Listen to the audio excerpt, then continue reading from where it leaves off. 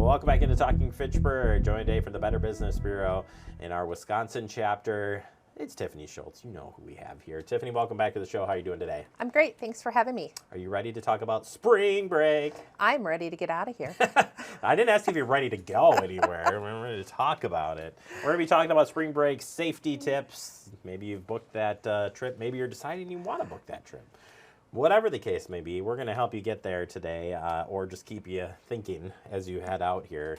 But spring break right around the corner, pulling those family trips together. Why should we even think about safety? We want to have fun. We do want to have fun, but there's some things that we need to keep in mind amongst our excitement too. And one of the first things, you know, when you go and check in at an airport, how many times do you have to show your ID, right? You check in at the check-in counter through TSA to get your rental car. Keep that ID handy and keep it on you. That's not something that you want to lose. You might need it at the hotel. If you're going to a bar and you look under 40, you may have to show it there too. So really important, keep that ID safe, keep it on you, whether it's your driver's license, passport, or any other form of identification. I went on a trip.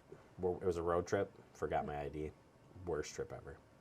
Just throwing it out there. No, it wasn't the worst trip. But you're right. I mean, everything's tied to it. And I did not realize it until that point. So I had to prove my identity a couple of different times on that trip, and it was not fun. So you won't make it very far without an ID in the airport. I'm just going to throw that out there right now. So you are absolutely right. Passport, too. Have that ready to go. Like, don't screw around with that. That's just a must. And especially if you're taking a cruise with the passport. What if you missed a ship? Do you have your passport on you? Do you have it somewhere safe? If you don't have your passport on you when you miss your ship and you have to go through the U.S. Embassy, it could be a tough time getting home. So always make sure that you know where the passport is. If it's something you're going on an excursion for and you're going kind of away from the port area, might be a good idea to take those along with you. All right, next one, don't travel alone. Stay in a group. Always stay in a group. This one isn't as easy as it sounds, but there are things you can do still to make it safe. It's not as easy as it sounds, and you know there is solo travel, and it's great to adventure. But if you're going with a group of individuals, always stay together. Always have a buddy, especially if you're going out late at night. Don't leave somebody to walk home alone, and don't leave somebody in the bar alone. You're not familiar with the place, right? I mean, wherever you're traveling, you're not familiar with what the nightlife is and what's going on out there. But in a general rule, better to travel in a group? Use the buddy system. That's it should be. Use the buddy system. Submit that to BBB. All right, be careful with money. Well, come on. Really? You know how I love to talk about credit cards? No, I've never heard you say once. Always pay with a credit card. Keep a credit card on you. That credit card is going to have higher limits on it in case something should happen. If you are carrying some cash, carry small amounts of cash. Keep the rest of it in the safe in the hotel room. And remember to lock the safe. What? Really? Really. Also, when you're making the purchases too, if you're doing it online, for purchasing wise, you recommend using a credit card when you're doing any online shopping whatsoever, including booking your trips. Booking your trip especially. Your credit card company is going to give you more protections than any other form of payment will. If something goes wrong with the trip, sometimes there's even travel insurance that's built into your credit card. So always the best form of payment. All right, moving in, and I don't know that we've ever talked about this, but swimming safety. Again, use the buddy system, especially if you're in the Gulf of Mexico, the ocean. There's undercurrents. You may not know, where it is. You're not familiar with the area. Always safer to go into the water with a buddy than alone. Yeah, and if you're going to be the watcher, be the watcher. That doesn't mean using your cell phone or device. Like, you are the watcher, you're the watcher. You're the watcher, especially if you're traveling with young kids. Things can happen so quickly.